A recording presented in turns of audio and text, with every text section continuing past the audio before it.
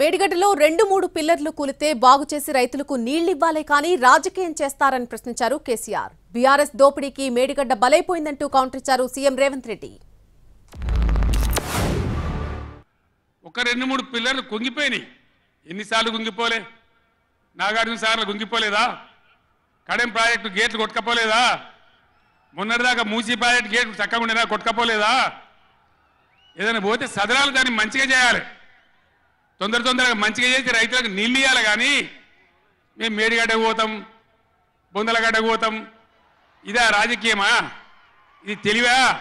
Concrete structures అంత వర్టికల్గా cracks వచ్చి ఉంటే దాని ఒక చిన్న సంఘటన కింద మాజీ ముఖ్యమంత్రి గారు మాట్లాడుతున్నారు అని అంటే అసలు చంద్రశేఖరరావు గారి ఆలోచన చేసిన తప్పిదాలను కప్పిపుచ్చుకోవడానికి చేస్తున్న ప్రయత్నము ఈరోజు తెలంగాణ సమాజం అంతా గమనించాల్సిన అవసరం ఉన్నది.